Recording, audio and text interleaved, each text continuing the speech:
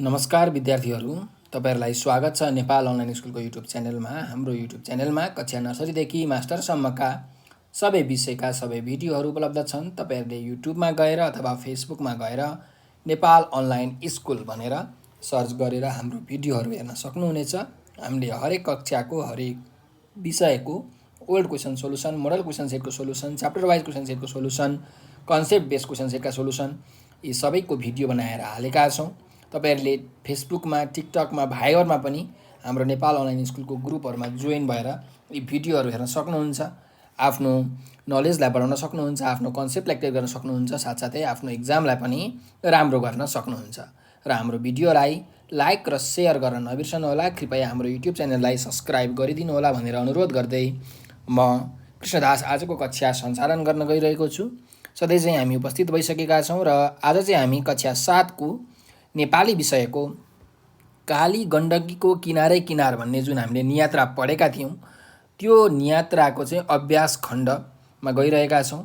आज हामी चाहिँ यस अभ्यास खण्डमा भएका शब्द भण्डारका अभ्यासहरू, साथसाथै बोध र अभिव्यक्तिका अभ्यासहरू जसमा प्रश्न उत्तर व्याख्या गर्ने, संक्षिप्त उत्तर दिने, लामो उत्तर दिने खालका चाहिँ प्रश्नहरू छन्, ती सबै प्रश्नहरू गर्नेछौँ।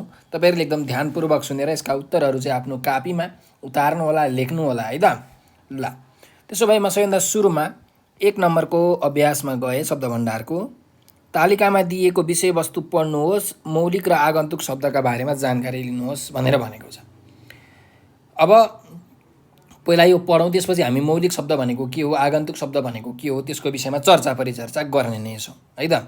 ल आज विज्ञानको आविष्कारले विद्युतीय सञ्चार क्षेत्रको प्रभाव बढ्दै गएको छ। संसारका युवा त अझ कम्प्युटर, ल्यापटपमा बसी इन्टरनेट मार्फत नयाँ नयाँ सूचनाको खोजीमा आफूलाई लगाइरहेका हुन्छन्। हिजो आज घरका छानामा टिभीको एन्टिना झुन्ड्याएको देख्न सकिन्छ। प्रविधिका कारण टाउकामा नाम्लो, पिठ्यौमा डोको र काँधमा खपर्न बोक्ने चलन हराउँदै गएको छ भनेर एउटा अनुच्छेद दिएको छ यहाँ है।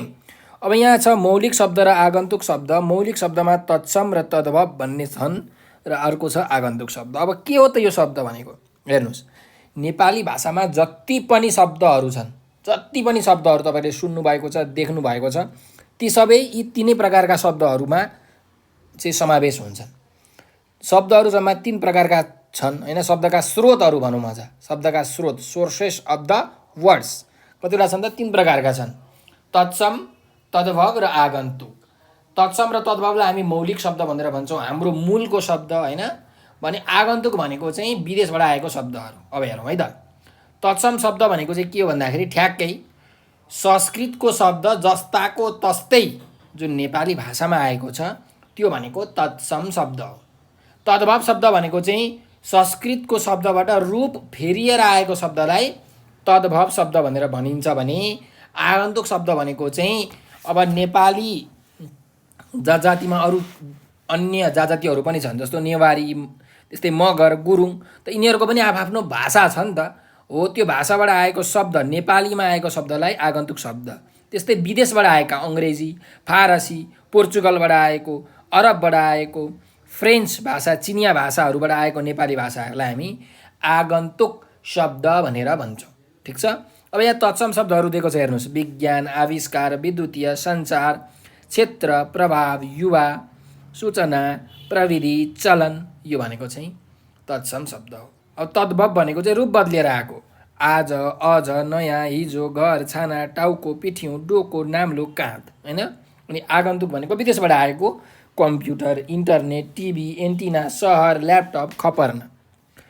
अब यहाँ 2 नम्बरको अभ्यासमा हामीलाई के दिएको छ भने तल दिएका शब्द कुन कुन मौलिक शब्द हुन् र कुन कुन आगन्तुक शब्द हुन् पहिचान गर्नुहोस् भनेको छ। अब मौलिक शब्द र आगन्तुक शब्द पहिचान गर्नु पर्यो। ल म आगन्तुक शब्दहरू पहिचान गरेर तपाईँलाई टिको लगाउँछु, तपाईँहरूले चाहिँ मौलिक शब्दहरू आफै पत्ता लगाइहाल्नुहुन्छ त्यसपछि है। यो टाई भनेको आगन्तुक शब्द हो, अङ्ग्रेजी भाषामा टिआई, टाई भनिन्छ, नेपालीमा पनि टाई लेखिन्छ, त्यही भएर यो आगन्तुक शब्द हो, अङ्ग्रेजी भाषाबाट आएको। सरकार भनेको पनि खासमा यो आगन्तुक शब्द हो, यो फारसीबाट आएको है, इरानबाट आएको, त्यही भएर यसलाई फारसी शब्द भनिन्छ। सरकार भनेको पनि आगन्तुक शब्द हो। त्यस्तै स्कुल, स्कुल भनेको SCHOOL, स्कुल भने चाहिँ अङ्ग्रेजी भाषाबाट आएको है, यो पनि आगन्तुक शब्द। चाउमिन यो भनेको चिनिया शब्द हो, चीनबाट आएको त्यही भएर यो पनि आगन्तुक शब्द। अखबार, अखबार भनेको अरबी भाषाबाट अरबबाट आएको भएको कारणले यो पनि आगन्तुक शब्द हो। बाँकीहरू सबै शब्दहरू चाहिँ के हुन् त तद्भव अथवा तत्सम अथवा भनौँ मौलिक शब्दहरू हुन्। ठिक छ ल। अब यहाँ 3 नम्बरको अभ्यास हेरौँ है त। फेरि पाठको पहिलो अनुच्छेदबाट 5वटा मौलिक शब्द टिपी तिनलाई वाक्यमा प्रयोग गर्नुहोस् भनेको छ। मौलिक शब्द भनेको तत्सम अथवा तद्भव शब्द हामीले टिप्नु पर्नेछ पाठको पहिलो अनुच्छेदबाट। ल हेरौँ, अब हामी पाठको पहिलो अनुच्छेदमा पुगिसकेका छौँ। यहाँबाट हामीले 5वटा मौलिक शब्दहरू चाहिँ टिप्नु पर्नेछ। ल हेरौँ है त। शिक्षा भनेको मौलिक शब्द हो, मनोरञ्जन मौलिक शब्द हो, प्राकृतिक मौलिक शब्द हो, यात्रा भनेको मौलिक शब्द हो, रमणीय भनेको मौलिक शब्द हो। त यस्ता यहाँ प्राय भनेको मौलिक शब्द हो, अविस्मरणीय मौलिक शब्द हो है, धेरै शब्दहरू छन्। धार्मिक भनेको मौलिक शब्द हो, प्राकृतिक मौलिक शब्द हो, सौन्दर्य मौलिक शब्द हो, दृश्यावलोकन मौलिक शब्द हो। यस्ता अनेकन मौलिक शब्दहरू छन्। ल अब यहाँमध्ये कुनै 5वटाको चाहिँ वाक्यमा प्रयोग गर्नुपर्नेछ हामीले है त। ल अब शिक्षा भन्ने शब्दलाई वाक्यमा प्रयोग गरौँ। त हाम्रो देश नेपालमा शिक्षाको स्तर बढ्दै गएको छ, यसरी वाक्य बनाउन सकिन्छ है। मनोरञ्जन, मनोरञ्जनको के वाक्य बनाउन सकिन्छ भन्दा मनोरञ्जनका लागि हामीले विभिन्न क्षेत्रहरूको भ्रमण गर्न सक्छौँ है। यात्रामा जाउँ, मैले अस्ति भर्खर मात्र 5 दिने पोखराको यात्रा पुरा गरेँ, यसरी हामीले वाक्य बनाउन सक्छौँ। प्राकृतिक, नेपाल प्राकृतिक दृष्टिले एकदमै सुन्दर देश हो, यसरी वाक्य बनाउन सकिन्छ। रमणीय, अब म हिजो सगरमाथा जस्तो रमणीय स्थलको भ्रमणमा गएको थिएँ, यसरी हामीले वाक्य बनाउन सक्छौँ है। अब अरू यस्तै शब्दहरूको पनि तपाईँहरूले वाक्य बनाउनु होला। ल यो अभ्यास पनि सकिएको छ है त। अब हामी जाउँ अर्को अभ्यासमा। 4 नम्बरको अभ्यास छ, पाठबाट कुनै 7वटा आगन्तुक शब्द टिपी ती कुन भाषाबाट आएका हुन् शिक्षकलाई सोधेर लेख्नुहोस् भनेको छ। अब पाठमा विभिन्न प्रकारका शब्दहरू प्रयोग भएका छन्, ती शब्दहरू चाहिँ यो कुन कुन चाहिँ आगन्तुक शब्दहरू हुन्, आगन्तुक शब्द चाहिँ टिप्नु पर्यो अनि त्यो कुन भाषाबाट आएको त्यो पनि लेख्नुपर्नेछ है। ल हेरौँ, तपाईँले पाठमा हेर्नुभयो भने पसल भन्ने शब्द देख्नुहुन्छ, यो भनेको आगन्तुक शब्द हो। यो नेवारी शब्दबाट आएको, यसलाई स्वदेशी आगन्तुक शब्द भनेर भनिन्छ। नेवारी शब्द हो खासमा यो पसल, पछि यसलाई नेपाली भाषामा पनि ल्याइयो, त्यही भएर यो आगन्तुक शब्द हो पसल है, नेवारी भाषाको। त्यस्तै अर्को छ मोटर भन्ने शब्द। मोटर भनेको आगन्तुक शब्द हो, यो पनि पाठमा तपाईँले भेट्न सक्नुहुन्छ। मोटर भनेको चाहिँ यो अङ्ग्रेजी भाषाबाट आएको शब्द हो है, MOTOR मोटर है। ल अर्को छौँ गरिब, त्यस्तै गरिकन मौसम, यो पनि आगन्तुक शब्दहरू नै हुन्। गरिब र मौसम भनेको चाहिँ यो अरबबाट आएका आगन्तुक शब्दहरू हुन् है। त्यस्तै गरिकन आवाज अनि पैसा, सरकार, यो पनि के हो त आगन्तुक शब्दहरू नै हुन्। यो आवाज, पैसा, सरकार भनेको चाहिँ इरानबाट आएका फारसी शब्दहरू हुन्, त्यही भएर यिनीहरू पनि आगन्तुक शब्दहरू हुन्। यस्ता अनेकन आगन्तुक शब्दहरू हुन्छन् है नेपाली भाषामा, जस्तो court, telephone, radio, doctor, operation, यो अङ्ग्रेजी भाषाबाट आएका आगन्तुक शब्द। अखबार, अमिर, इज्जत, इनाम, गरिब, मौसम, खराब, खत्तम, तलब, तारिख, दिमाग, फैसला, नगद, नतिजा, दुनियाँ, यो सबै अरबबाट आएका अरबी शब्दहरू हुन्, यो पनि आगन्तुक शब्दहरू हुन्। त्यस्तै आवाज, कुस्ती, गिरफ्तार, चेहरा, जहर, जागिर, जिन्दगी, दरबार, लगाम, यो भनेको फारसी शब्दहरू हुन्, आगन्तुक शब्दहरू हुन्। त्यस्तै अचार, आलमारी, कमिज, गमला, गोदाम, पेस्तोल, यो भनेको पोर्चुगलबाट आएका पोर्तुगाली शब्दहरू हुन्। त्यस्तै क्याम्पस, कोटा, क्यालेन्डर, बोनस भनेको ल्याटिन शब्दहरू हुन्, यो पनि आगन्तुक। इन्जिनियर, कर्फ्यू, कलेज, बिगुल, पुलिस हैन, मार्सल, यो भनेको फ्रान्सबाट आएको फ्रेन्च शब्दहरू हुन्, आगन्तुक शब्दहरू हुन्। चाउचाउ, लिची, तुफान, यो भनेको चिनिया शब्दहरू हुन् हैन। यस्ता अनेकन आगन्तुक शब्दहरू छन्, तपाईँहरूले यी सबै शब्दहरू टिप्न सक्नुहुन्छ। यो शब्दहरू कुन कुन देशबाट आएका हुन् त्यो पनि लेख्न सक्नुहुन्छ है त। ल अब चाहिँ हामी बोध र अभिव्यक्तिको अभ्यासतर्फ छिरौँ भाइ बहिनीहरू। यसमा 1 नम्बरको अभ्यास के छ भने तल दिएको शब्दको उच्चारण गर्नुहोस् भनेको छ। उच्चारण मात्रै गर्नुपर्ने छ, प्रोनाउन्सिएसन गर्नुपर्ने छ। ल हेरौँ, रमणीय, दृश्यावलोकन, पर्यटन, सुमधुर, प्रभात, प्रवाह, पलायन। यसरी तपाईँहरूले यो वाचन गर्नुहोला है। अर्को जाउँ, काली गण्डकीको किनारे किनार पाठ कक्षामा पाले पालो ससुर वाचन गर्नुहोस् र पाठको विषयवस्तुबारे छलफल गर्नुहोस् भनेको छ। अब तपाईँहरूले यो कक्षामा वाचन गर्नुहोला र आफ्नो साथीहरूसँग यो काली गण्डकीको किनारै किनार भन्ने जुन नियात्रा छ, यात्राको वर्णन गरिएको छ यो नियात्रामा, तपाईँहरूले यसको बारेमा छलफल गर्नु होला। यहाँ के विषयवस्तु दिएको छ, कुन कुन ठाउँ घुमिएको छ, कस्तो कस्तो अनुभव लेखकलाई भएको छ, यस्तो बारेमा तपाईँहरूले छलफल गर्नु होला है त। ल अब यसको विविध छलफल हामी यहाँ प्रश्नोत्तरमा गर्ने नै छौँ, त्यही भएर यो चाहिँ तपाईँहरूले आफै गर्नु होला। यहाँ प्रश्नोत्तरमा अरू कुराहरू आइहाल्छ, म त्यतिखेर तपाईँहरूलाई भनिहाल्छु है। 3 नम्बरमा जाउँ, यात्राको दोस्रो दिनका बारेमा लेखिएको पहिलो अनुच्छेद पढी तल दिएका प्रश्नको मौखिक उत्तर दिनुहोस् भनेको छ। अब हामीले त यो पाठ पढिसकेका छौँ, काली गण्डकीको किनारे किनार भन्ने। अब यहाँ विभिन्न प्रश्नहरू छन्, ती प्रश्नहरूको हामीले उत्तर दिनु पर्यो है त। ल हेरौँ, के कारणले लेते भन्ने ठाउँबाट यात्रुलाई अघि बढ्न दिएन? के कारणले? बाटो निर्माणको कार्यले गर्दाखेरि लेते भन्ने ठाउँबाट यात्रुलाई अघि बढ्न दिएन। त्यहाँ बाटो निर्माण भइरहेको थियो। अर्को जाउँ, लेखकलाई कहाँ के खोज्न रहर लाग्यो? लेखकलाई काली गण्डकीको बगरमा शालिग्राम ढुङ्गा खोज्न रहर लाग्यो है। ल अर्को प्रश्नमा जाउँ, काली गण्डकीको पानी किन धमिलो थियो? बाढीको कारणले गर्दा काली गण्डकीको पानी धमिलो थियो। ठिक छ। ल अर्को जाउँ, किन लेतेमा धेरै बेर कुर्नु परेन भनेको छ। अब लेतेमा धेरै बेर किन कुर्नु परेन? सडक निर्माणको कार्य त हुँदै थियो, 10 बजेपछि मात्रै खुल्छ भनेको थियो। खासमा किन धेरै कुर्नु परेन भन्दाखेरि अब लेखक चाहिँ त्यहाँको डाँडापाखाको हरियाली र काली गण्डकीको बगरमा चाहिँ शालिग्राम खोज्न व्यस्त भएकाले चाहिँ समय बितेको पत्ता नपाएर, थाहा नभएर लेतेमा धेरै बेर कुर्न परेन।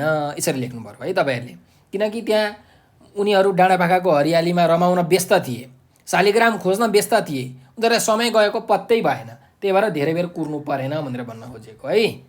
ल अब चाहिँ 4 नम्बरको अभ्यासमा छौँ है त। व्याख्या गर्नुहोस् भनेको छ। अब हामीले डिस्क्राइब गर्नुपर्ने छ, व्याख्या विश्लेषण गर्नुपर्ने छ। ल हेरौँ, 1 नम्बरमा छ, मुक्तिनाथ धार्मिक सहिष्णुताको सङ्गम स्थल पनि रहेछ। अब यसलाई हामीले व्याख्या गर्नुपर्ने छ। अब धार्मिक सहिष्णुता भनेको के हो भन्दाखेरि दुई वा दुईभन्दा बेसी धर्महरूको मेलमिलाप भएको ठाउँ भनेर भन्न खोजेको है त। अब यसलाई कसरी व्याख्या गर्न सकिन्छ भन्दाखेरि प्रस्तुत गद्यांश कक्षा 7 को नेपाली किताबको काली गण्डकीको किनारै किनार भन्ने नियात्राबाट साभार गरिएको। यहाँ लेखकका साथ अरू 7 जना चाहिँ मुक्तिनाथ क्षेत्रको दर्शनमा घुम्न गएका छन् र यस नियात्रामा मुक्तिनाथसम्म गएको र त्यहाँबाट फर्किएको चाहिँ जति पनि घटनाहरू छन् त्यसको बारेमा लेखकले एकदम आकर्षक ढङ्गले प्रस्तुत गरेका छन्। अब मुक्तिनाथ क्षेत्र भनेको चाहिँ धार्मिक सहिष्णुताको सङ्गम स्थल रहेछ। कसरी भन्दा मुक्तिनाथमा हिन्दू र बौद्ध मार्गी दुवैका चाहिँ भक्तजनहरूले, श्रद्धालुहरूले हैन आस्थाका साथ पूजा गर्ने रहेछन्। तिनीहरू हिन्दू र बौद्ध मार्गी दुवैको लागि एउटा महत्त्वपूर्ण तीर्थस्थल रहेछ मुक्तिनाथ। हिन्दूहरू मुक्तिनाथलाई भगवान नारायणको अवतारका रूपमा पूजा गर्दा रहेछन् भने बौद्ध धर्मावलम्बीहरू चाहिँ भगवान बुद्धको प्रतीक मानिने आर्यावलोकितेश्वर है, आर्यावलोकितेश्वरका रूपमा पूजा गर्ने रहेछन् र मुक्तिनाथको नित्य पूजा चाहिँ बौद्ध धर्मावलम्बीका पण्डित झुमा है र हिन्दू धर्मावलम्बीको ब्राह्मण दुवैले गर्दा रहेछन्। त्यसैले यहाँ हिन्दू धर्म र बौद्ध धर्म दुवैको सद्भाव सदाचार र मेलमिलापको कारणले चाहिँ मेलमिलाप भएर पूजा गरेका कारणले एक आपसमा उनीहरू मिलिजुली बसेको कारणले गर्दाखेरि चाहिँ मुक्तिनाथ क्षेत्र धार्मिक सहिष्णुताको सङ्गम स्थल रहेछ भनेर भन्न सकिन्छ। यसरी तपाईँहरूले व्याख्या गर्नु पर्यो। ठिक छ। ल अर्को जाउँ, कल्याणप्रदक कार्य धेरै विघ्न बाधाले घेरिएका हुन्छन् भनेर यहाँ हामीलाई दिएको छ एउटा गद्यांश अथवा वाक्य है। अनि त्यसलाई पनि यसरी गर्नु पर्यो कि प्रस्तुत गद्यांश कक्षा 7 को नेपाली किताबको काली गण्डकीको किनारै किनार भन्ने नियात्राबाट साभार गरिएको हो। यस नियात्रामा लेखकले मुक्तिनाथ क्षेत्रसम्मको यात्रा र त्यहाँबाट फर्किएको जति पनि घटनाहरू छन् त्यसलाई बडो रचनात्मक तरिकाले आफ्नो लेखनमा प्रस्तुत गरेका छन्। अनि लेखकसहित 7 जना मुक्तिनाथ क्षेत्र अवलोकन गर्न जाँदाखेरि बाटामा सडक निर्माणको कार्य भइरहेको हुन्छ र त्यो सडक निर्माणको कार्यले उनीहरूलाई बाधा पुग्छ, उनीहरू त्यो ठाउँबाट अघि बढ्न सक्दैनन्। तर लेखकले यहाँ के अनुभूति गर्छन् भने त्यो सडक बन्नु भनेको पछि लेखक जस्तै अरू यात्रीहरूको लागि चाहिँ सजिलो हुनु हो। बाटोघाटो भइसकेपछि अरू यात्रीहरूलाई त्यो ठाउँबाट हिँड्न सजिलो हुन्छ, उनीहरूलाई सुख सुविधा पुग्छ भन्ने कुरा चाहिँ लेखकले अनुभूति गरेका छन्। यसरी त्यो हाम्रो लागि विघ्न बाधा भए पनि कोही अरू यात्रीहरूको लागि त अथवा भनौँ दिगो रूपमा हेर्ने हो भने त्यसले त्यो बाटोले चाहिँ सबै यात्रीहरूलाई कल्याण पुर्याउने काम गरिरहेको छ, सुविधा पुर्याउने काम गरिरहेको छ। त्यस्तै हाम्रो जीवनमा पनि अनेक विघ्न बाधाहरू आउँछन्। खासमा भन्ने हो भने कुनै राम्रो काम हुनको लागि त्यसले केही सुरुमा विघ्न बाधाहरू ल्याउँछ नै, समस्याहरू ल्याउँछ नै। तर त्यो समस्याको समाधान भइसकेपछि त्यसबाट धेरै जनताहरूले सुख सुविधा प्राप्त गर्छन्। त्यसैले हामीले भन्न सक्छौँ कि कल्याणप्रदक कार्यहरू धेरै विघ्न बाधाहरूले घेरिएका हुन्छन्। यसरी हामीले व्याख्या गर्न सक्छौँ। ठिक छ ल, अब हामी फटाफट अर्को अभ्यासमा जाउँ। तपाईँहरूले यो कुराहरू चाहिँ राम्ररी सुनेर हैन मिलाएर आफ्नो कापीमा उतार्नु होला, लेख्नु होला, किनकि पछि एक्जामको बेलामा तपाईँहरूलाई पढ्न एकदमै सजिलो हुन्छ। ल, अब 5 नम्बरको अभ्यासमा जाउँ। तल दिएका प्रश्नको संक्षिप्त उत्तर लेख्नुहोस् भनेर भनेको छ है। ल हेरौँ, क नम्बरमा छ म पात्रको पहिलो दिनको यात्रा कसरी टुङ्गियो भनेर भनेको छ। कसरी टुङ्गियो भनेको छ है। अब म पात्र चाहिँ यो काठमाडौँको थानकोट हुँदै मर्स्याङ्दी त्रिशुली र मर्स्याङ्दीको किनार हुँदै तनहुँको डुम्रेमा पुगेर उनीहरूले खाना खाए हैन। त्यस्तै गरिकन उनीहरू हरियो डाँडापाखा रमणीय खेतबारी आकर्षक गाउँ बस्तीको सौन्दर्य पान गर्दै पोखरातर्फ लागे र उनीहरू पोखराबाट चाहिँ म्याग्दीको सदरमुकाम बेनी हुँदै रातिको 9 बजे तातो पानीमा पुगे। तातो पानीमा गएर राति उनीहरूले जल क्रीडा गरे। पानीमा त्यो टर्च बालेर कुण्डतिर पौडी खेल्न गए, नुहाउन भनी गए र डुबिल्की मारे। यसरी यात्राको कारण लखदरान भएको शरीरले पनि दिव्य आनन्दको अनुभव गरेर उनीहरू होटलमा बस्नको लागि फर्किए। यसरी चाहिँ म पात्रको पहिलो दिनको यात्रा टुङ्गियो भनेर यसरी छोटकरीमा तपाईँले लेख्न सक्नुहुन्छ। अब यसलाई तपाईँले जति लामो बनाउन सक्नुहुन्छ त्यति लामो पनि बनाउन सकिन्छ, तर संक्षिप्त उत्तरमा हामीले धेरै लामो पनि बनाउनु हुँदैन। 5-6 लाइनसम्ममा हामीले टुङ्ग्याउँदाखेरि अत्यन्त राम्रो हुन्छ। ठिक छ ल, अर्को जाउँ। म पात्रको दोस्रो दिनको यात्रा अनुभव कस्ता रहे भनेर भनेको छ है। अब दोस्रो दिन चाहिँ म पात्र यो तातो पानीबाट बिदा भएर घाँसा हुँदै लेते बजार पुगे, जहाँ उनीहरूको त्यो सडक निर्माणको कारणले गर्दाखेरि उनीहरू अघि बढ्न सकेनन्। त्यसपछि म पात्र अथवा भनौँ लेखक चाहिँ यो कालीगण्डकीको बगरमा शालिग्राम खोज्न जानुभयो हैन। शालिग्रामको ढुङ्गा खोज्नतिर लागे र शालिग्राम भेटेर ल्याए। त्यसपछि बाटो खुलेपछि चाहिँ कालीगण्डकीको बगर हुँदै भुपी शेरचनको जन्मस्थल थाकटुकुचे पुगे। त्यस्तै 12:30 बजेतिर मुस्ताङको सदरमुकाम जोमसोम पुगे अनि केही बेरमा कागबेनी पनि पुगे। र यसरी उनीहरूले त्यहाँ यो कालीगण्डकी र काग खोलाबाट चाहिँ सङ्गममा रहेको जुन कागबेनी छ, कागबेनीमा श्राद्ध पनि गरे हैन। आफ्नो पितृको उद्धार हुन्छ भनेर श्राद्ध पनि गरे। त्यस्तै गरिकन त्यहाँको हरियाली डाँडा वनपाखामा चाहिँ रमाए हैन। त्यहाँको मनमोहक र कलात्मक जुन सुन्दरता छ त्यो सुन्दरतामा उनीहरू भावविह्वल भएर रमाए।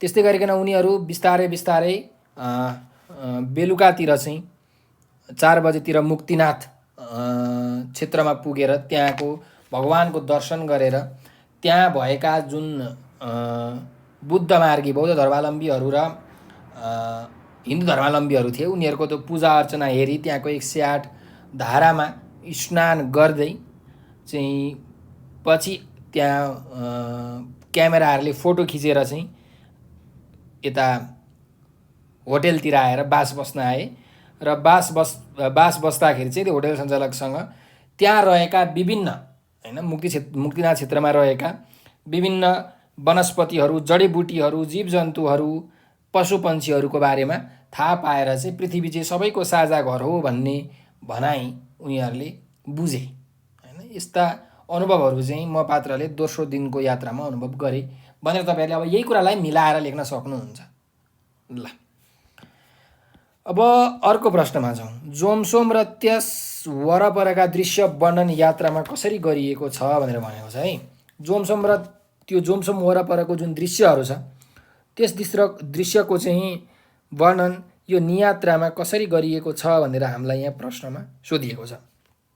अब दोस्रो दिन चाहिँ लेखक तथा अन्य मित्रहरू लेखकसहित 7 जना चाहिँ जोमसोम बजारमा पुगेका थिए 12:30 बजेतिर हैन। जोमसोम पुगेका थिए र त्यहाँ जोमसोमै बजारमा 12 बजे हावा सरर भन्ने जुन कर्णप्रिय गीत छ त्यो गीतले त्यो क्षेत्र नै एकदमै सङ्गीतमय बनेको थियो। त्यहाँको चिसो हावाको स्पर्शसँगै साहित्यिक माहौलमा रमाउँदै उनीहरू बसेका थिए।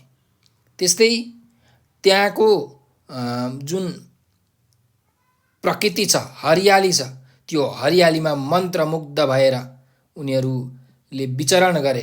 त्यो मनमोहक र कलात्मक दृश्यले उनीहरूलाई मोहित बनायो भनेर चाहिँ यसरी जोमसोम र त्यस वरपरका दृश्यको वर्णन यात्रामा गरिएको छ भनेर तपाईँहरूले लेख्न सक्नुहुन्छ। ठिक छ। ल अर्को जाउँ। ठुलो शालिग्रामको दर्शन गर्न जाँदा कस्ता कठिनाइ उत्पन्न भए भनेर हामीलाई यहाँ प्रश्नमा सोधिएको छ है। अब ठुलो शालिग्रामको दर्शन गर्ने उद्देश्यले चाहिँ उनीहरू त्यसतर्फ चौथो दिन त्यसतर्फ लागेका थिए। तर त्यो दिन बिहानै पानी पर्न थालेको थियो। बिच बाटोमा पुगेपछि एकदमै कडा रूपमा मुसलधारे पानी पर्यो। कालीगण्डकीमा डुङ्गा चढ्ने जुन रहर छ त्यो रहर पनि त्यहाँ पुरा हुन सकेन किनकि पानी परेको बेलामा त्यो डुङ्गा पनि चल्दा रहेनछन्। त यस्ता किसिमका कठिनाइ चाहिँ ठुलो शालिग्रामको दर्शन गर्न जाँदा उत्पन्न भए भनेर तपाईँहरूले लेख्न सक्नुहुन्छ। ठिक छ। अब अर्को जाउँ। अन्तिम प्रश्न छ। पाठमा मुक्तिनाथ मन्दिरको वर्णन कसरी गरिएको छ। अब मुक्तिनाथ मन्दिरमा चाहिँ 108वटा चिसो धाराको पानी रहेछ। त्यस्तै मुक्तिनाथ मन्दिरमा हिन्दू र बौद्ध मार्गी दुवैका झुमा र ब्राह्मणहरूले पूजा गर्दा रहेछन्।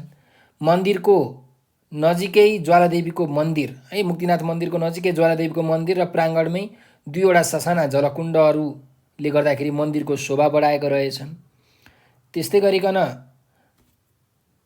एकदमै आकर्षक अथवा पर्यटकीय क्षेत्र भएकोले त्यहाँ आन्तरिक र बाह्य पर्यटकको घुइँचो लाग्दो रहेछ भनेर यसरी तपाईँहरूले लेख्न सक्नुहुन्छ कि पाठमा मुक्तिनाथ मन्दिरको यसरी वर्णन गरिएको छ भनेर।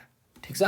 ल यही कुराहरूलाई तपाईँले चाहिँ मिलाएर आफूले बुझेअनुसार तपाईँले लेख्नु होला, आफ्नो कापीमा उतार्नु होला। जुन जिस्ट कुरा छ, जिस्ट कुरा, मूलभूत कुरा मैले तपाईँहरूलाई यहाँ भनिसकेको छु है। अब अभ्यास नम्बर 6 मा जाउँ। लामो उत्तर लेख्नुहोस् भनेको छ। अब लामो उत्तर हामीले लेख्नुपर्नेछ। हेरौँ। कालीगण्डकीको किनार पाठमा लेखकले धार्मिक पर्यटकीय स्थलको वर्णन कसरी गरेका छन् भनेर यहाँ भनिएको छ है। धार्मिक पनि र पर्यटकीय स्थलहरूको पनि वर्णन चाहिँ कसरी गरेका छन् त यो पाठमा भनेर यहाँ प्रश्नले हामीलाई सोधिरहेछ। अब कालीगण्डकीको किनार जुन पाठ छ यो पाठ भनेको एउटा यात्राको वर्णन गरिएको लेखन हो। यसमा लेखकसहित 7 जना मानिसहरू अथवा व्यक्तिहरू चाहिँ मुक्तिनाथ क्षेत्र दर्शन गर्न जाँदा र त्यहाँबाट फर्केर आउँदाको जुन बाटामा भएका जति पनि घटनाहरू छन् त्यसलाई एकदम बडो कलात्मक शैलीमा यस पाठमा प्रस्तुत गरिएको छ। वास्तवमा भन्ने हो भने मुक्तिनाथ क्षेत्र जाँदाखेरि लेखकले र लेखकसहित अरू 7 जनाले विभिन्न कुराको अनुभूति लिन पाएका छन्, विभिन्न अनुभवहरू बटुलेका छन् र उनीहरूले त्यस कुराबाट, त्यो अनुभवबाट विभिन्न प्रकारका शिक्षाहरू र मनोरञ्जन पनि लिएका छन्। खासमा भन्ने हो भने मुक्तिनाथ क्षेत्र जाँदाखेरि उनीहरूले अत्यन्त सुन्दर पर्यटकीय स्थल तातोपानी पुगेको प्रसङ्ग यस पाठमा उल्लेख गरेका छन्। तातोपानीमा गएर नुहाइसकेपछि उनीहरूको जिउको जुन थकान छ त्यो थकान चाहिँ खतम भएर आराम मिलेको भन्ने यहाँ उल्लेख गरिएको छ। र यो तातोपानी खासमा भन्ने हो भने नेपालको पर्यटकीय दृष्टिकोणले हेर्दाखेरि एकदमै सुन्दर र एकदमै राम्रो ठाउँ रहेको छ। त्यस्तै यस पाठमा विभिन्न कविताका उक्तिहरू, गीतका हरफहरूको प्रयोग गरेर लेखकले यो पर्यटकीय स्थलको बडो आकर्षक ढङ्गले वर्णन गरेका छन्। उनले जोमसोम बजारको जुन प्राकृतिक छटाहरू छ, त्यहाँको सुन्दर हरियाली छ, मन मोहने अथवा एकदमै मनमोहक र कलात्मक जुन दृश्यावलोकन उनले गरेका छन् त्यसलाई बडो सुन्दर तरिकाले यहाँ प्रस्तुत गरिएको छ। त्यस्तै गरिकन नेपालको कालीगण्डकी क्षेत्रमा पाइने शालिग्राम ढुङ्गा, जसलाई विष्णु भगवानको रूपमा चाहिँ नारायण भगवानको रूपमा पूजा गरिन्छ, त्यसको बारेमा पनि एकदम राम्रोसँग खुलेर प्रशंसा गरिएको छ र वर्णन गरिएको छ। त्यस्तै मुक्तिनाथ क्षेत्रमा चाहिँ मुक्तिनाथ क्षेत्र भनेको हाम्रो हिमालपारीको जिल्ला मुस्ताङमा पर्ने एउटा क्षेत्र हो, जसमा हरेक वर्ष चाहिँ विभिन्न आन्तरिक तथा बाह्य पर्यटकहरू भगवानको दर्शन गर्न भनी विभिन्न मनोकामना लिएर पूजा व्रत गर्नको लागि त्यहाँ जान्छन्। र त्यो धार्मिक स्थलमा अथवा भनौँ मुक्तिनाथमा हिन्दू धर्म तथा बौद्ध धर्मावलम्बीहरू ले सँगै मेलमिलाप गरेर पूजाआजा गर्छन्। भनेपछि विश्वमा रहेका जति पनि बौद्ध धर्मावलम्बीहरू छन् र हिन्दू धर्मावलम्बीहरू छन् मुक्तिनाथ क्षेत्रको दर्शन गर्न आउँदछन्, जसले गर्दाखेरि त्यहाँको जुन आर्थिक अवस्था छ त्यो पनि एकदम समृद्ध भएको छ, सबल बन्दै गएको छ। त्यस्तै पाठमा लेखकले पोखराको विभिन्न क्षेत्रहरूको पनि वर्णन गर्नुभएको छ, जुन पर्यटकीय दृष्टिकोणले एकदमै राम्रो छ। डेभिड फल्स भनेको पातले छाँगो, माछापुच्छ्रे हिमाल, ताल बाराही, महेन्द्र गुफा, शान्ति स्तूपा, बेगनास ताल, यी सबैको प्रसङ्गहरू उल्लेख गरेर पर्यटकीय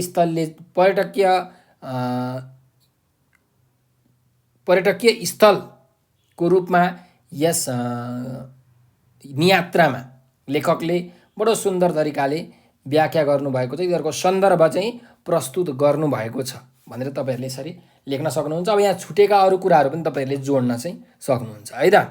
ल, अर्को प्रश्नमा जाउँ। नेपाल प्राकृतिक र सांस्कृतिक रूपमा धनी देश हो भन्ने भनाइलाई यस पाठका आधारमा पुष्टि गर्नुहोस् भनेर भनेको छ है।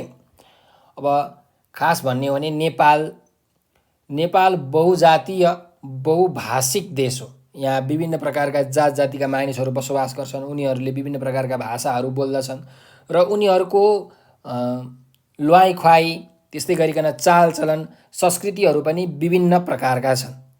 त्यस्तै नेपाल प्राकृतिक दृष्टिकोणले पनि एकदमै सुन्दर र एकदमै विविधता भएको देश हो।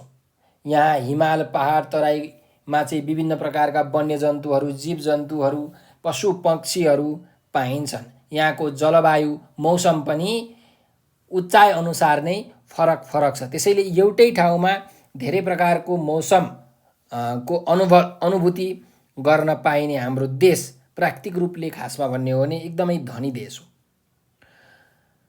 यस पाठमा पनि कालीगण्डकीको किनारै किनार भन्ने नियात्रा पाठमा पनि मुक्तिनाथ क्षेत्रमा रहेका विभिन्न हैन वनस्पतिहरू सल्लो, धुपी, भोजपत्र आदि जडीबुटीहरू, पाँचौले, चुत्रे, यार्सा गुम्बा, त्यस्तै विभिन्न वन्यजन्तु, हिउँ चुतुवा, गोरल, कस्तुरी, विभिन्न यो घरपालुवा जनावर, याक, चौरी, भेडा, त्यस्तै विभिन्न पशुपक्षीहरू, डाँफे, मुनाल, कालिजहरू पाइन्छन् भनेर यहाँ उल्लेख गरिएको छ। यसको कारणले यस कारणले हामी के भन्न सक्छौँ भने पृथ्वी भनेको सबैको साझा घर हो र हाम्रो देश नेपालमा यस्ता विविध प्रकारका पशुपक्षीहरू, जीवजन्तुहरू पाइन्छन् जुन विश्वमा अरू कुनै देशमा पाइँदैन। नेपाल अनेकतामा एकता भएको देश हो। यहाँ जीवजन्तुहरू, विभिन्न प्रकारका जीवजन्तु, पशुपक्षीहरू पनि छन् र यहाँ विभिन्न जात जाति, भाषा भाषी बोल्ने मान्छे, विभिन्न पहिरन लाउने मान्छेहरू पनि बसोबास गर्दछन्। उनीहरूमा अनेकतामा पनि एकता छ, एकजुटको भाव छ, जसले गर्दाखेरि हाम्रो देश नेपाल चाहिँ एकदम सुन्दर, शान्त र विशाल देखिन्छ। त्यसकारण नेपाल चाहिँ प्राकृतिक र सांस्कृतिक रूपमा धनी देश हो भनेर भन्न सकिन्छ। यसरी पनि लेख्न सक्नुहुन्छ। अब यहाँ तपाईँहरूले पोखराको कुराहरू विभिन्न यो बेगनास ताल, फेवा ताल, त्यस्तै गरिकन महेन्द्र गुफा, शान्ति स्तूपा हैन, चमेरा गुफा, सराङकोटको पनि कुरा उल्लेख गर्न सक्नुहुन्छ। त्यस्तै गरिकन जोमसोममा भएको जुन चिसो हावाको लहर छ त्यसको कुरा पनि गर्न सक्नुहुन्छ। डाँडापाखा हरियाली भएका हैन एकदम मनमोहक दृश्यहरूले चाहिँ सबैलाई लुभाउने खालको भएको पनि त्यो कुरा पनि उल्लेख गर्न सक्नुहुन्छ।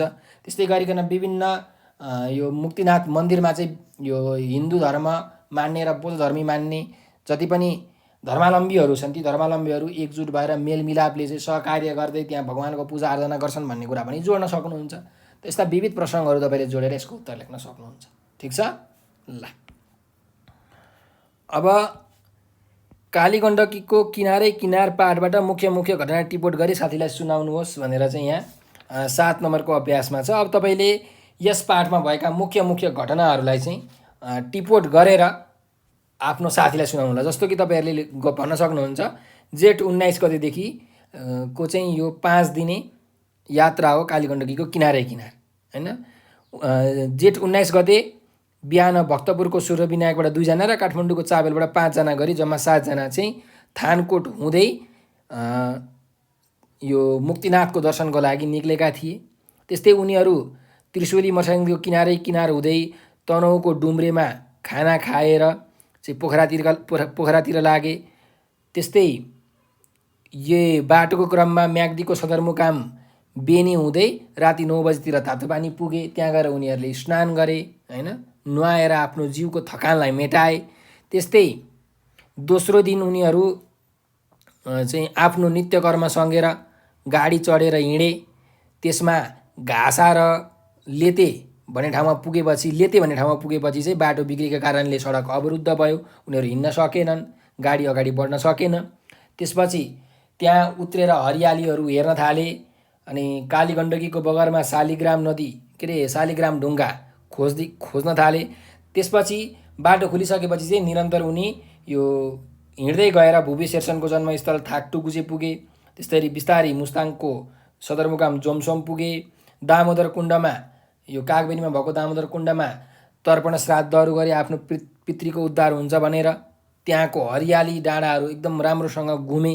त्यसपछि बेलुका 4 बजीतिर मुक्तिनाथ पुगे। मुक्तिनाथमा 108 धाराको पानीमा दौडदै एकदम नुहाए। त्यहाँ हिन्दू र बौद्ध मार्गी दुवै का जुन पण्डित झुमा र ब्राह्मणहरूले पूजा गरेको देखेर उनीहरूले चाहिँ अनेकतामा एकता छ, धार्मिक सहिष्णुता छ भन्ने कुरा बुझे हैन। त्यस्तै गरिकन बेलुका राति सुत्ने बेलामा त्यहाँ होटेलको सञ्चालकसँग मुक्तिनाथ क्षेत्रमा पाइने विभिन्न वन्यजन्तुहरूको बारेमा, वनस्पतिहरूको बारेमा, त्यस्तै पशुपक्षीहरूको बारेमा, घरपालुवा जनावरको बारेमा उनीहरूले धेरै कुराहरू थाहा पाए। यसरी तपाईँहरूले चाहिँ लेख्दै जान सक्नुहुन्छ के। अब पोखराको यात्राको कुरा गर्नु पर्यो तपाईँहरूले हैन। पोखरामा यहाँ बसे यो पानी परेको कुरा गर्नु पर्यो। ठुलो शालिग्रामको दर्शन गर्दाखेरि पानी परेर दर्शन गर्न नपाइएको हैन। अनि सेतीबेनीमा शालिग्रामको दर्शन गर्न पुगेको, बिन्दवासिनी मन्दिरमा पुगेको, क्याइसिङ पुलमा पुगेको, त्यस्तै गुप्तेश्वर गुफामा चाहिँ पुगेको, घुम्न पुगेको, डेभिड फल्स हेरेको होइन, नौका बिहार, तालबाराईको दर्शन, माछापुछ्रे हिमालको दृश्यावलोकन, यो सबै कुराको उल्लेख गर्नु पऱ्यो तपाईँहरूले है त। अलिकति लामै हुन्छ। ल अब अर्को प्रश्नमा जाउँ। तपाईँले भ्रमण गरेको कुनै रमणीय स्थलका बारेमा 150 शब्दसम्मको यात्रा वर्णन लेख्नुहोस् भनेको छ। तपाईँले आफ्नो अहिलेको जीवनकालसम्म विभिन्न ठाउँहरू घुम्नुभयो होला होइन, स्कुलमा पनि तपाईँलाई पिकनिक लग्दाखेरि, टुर लग्दाखेरि विभिन्न ठाउँहरू जानुभएको होला। त कुनै यस्तो रमाइलो लाग्ने ठाउँ अथवा रमणीय स्थलको बारेमा तपाईँहरूले 150 शब्दसम्मको एउटा यात्राको वर्णन गरेर लेख्नु होला भनेर तपाईँलाई भनेको छ। यो तपाईँहरूले गर्नुपर्ने कार्य छ है। यहाँ सबै अब तपाईँहरूको आफ्नो गर्नुपर्ने कार्य छ। तपाईँहरूको सृजनात्मक कला, रचनात्मक कलालाई बढाउनको लागि काली गण्डकीको किनारै किनार पाठ पढ्दा तपाईँका मनमा कस्ता कस्ता भावना वा कल्पना उत्पन्न भए कक्षामा छलफल गर्नुहोस् भनेको छ। अब यो पाठ पढ्दाखेरि तपाईँहरूलाई कस्तो मनमा कस्तो फिलिङ्स आयो त, कस्तो भावना आयो त, यही लेखकसँगै काली गण्डकीको किनारै किनारमा जुन जुन प्रसङ्गहरू निकालेको छ, जुन जुन ठाउँहरू छ, त्यो ठाउँहरूको उल्लेख हुँदाखेरि चाहिँ तपाईँलाई पनि त्यही ठाउँमा पुगेर घुमे जस्तो लाग्यो कि यस्ता कस्ता कस्ता भावनाहरू आयो, त्यहाँ म पनि घुम्न पुगेको भए चाहिँ कस्तो आनन्द हुन्थ्यो, कस्तो रमाइलो हुन्थ्यो भन्ने भावना आयो कि, यस्ता अनेक किसिमका भावनाहरू चाहिँ तपाईँहरूले लेखेर कल्पना गरेर कक्षामा छलफल गर्नु भनेर भनेको चाहिँ तपाईँहरूले गर्न सक्नुहुन्छ है त। अर्को जाउँ। काली गण्डकीको किनारै किनारबाट तपाईँले कुन कुन स्थानको जानकारी पाउनुभयो लेख्नुहोस् भनेको छ। अब कुन कुन स्थानको बारेमा जानकारी पाउनुभयो त? मुक्तिनाथ क्षेत्रको बारेमा जानकारी पाउनुभयो, मुक्तिनाथ क्षेत्रमा भएका विभिन्न जीवजन्तुहरू, पशुपक्षीहरू, यो घरपालुवा जनावरहरूको बारेमा थाहा पाउनुभयो। पोखराका यो पातले छाँगो, नौका बिहा, तालबाराई, माछापुछ्रे हिमालको कुरा थाहा पाउनुभयो। महेन्द्र गुफा, शान्ति स्तूप, बेग्नास्थाल, चमेरे गुफा, यो पोखराको विभिन्न पर्यटकीय स्थलको बारेमा जानकारी पाउनुभयो। त्यस्तै जोमसोम बजारको बारेमा थाहा पाउनुभयो होइन। अनि यो दामोदर कुण्डको बारेमा तपाईँले थाहा पाउनुभयो। त्यहाँ विभिन्न मान्छेहरूले चाहिँ श्राद्ध गर्दा रहेछन् आफ्नो पितृको उद्धारको लागि भनेर। काली गण्डकीमा शालिग्राम ढुङ्गा भेट्टाइन्छ, नारायणको स्वरूप भेट्टाइन्छ भन्ने कुरा तपाईँहरूलाई थाहा भयो। त्यस्तै अर्को कुरा के थाहा पाउनुभयो भन्दाखेरि बाटोमा सडक निर्माण कार्यले गर्दाखेरि चाहिँ बाटो अवरुद्ध भएको हुन्छ। अब त्यो बाटो अवरुद्ध भएपछि चाहिँ यो राम्रै कामको लागि भएको हो भन्ने कुरा पनि तपाईँले बुझ्नुभयो, अनुभव गर्नुभयो है। किनकि सबै विघ्न बाधाहरू कष्टकर हुँदैनन् भन्ने अनुभव पनि यहाँ चाहिँ लेखकले अनुभूति गर्नुभएको छ, जुन कुरा हामीले पनि बुझेका छौँ।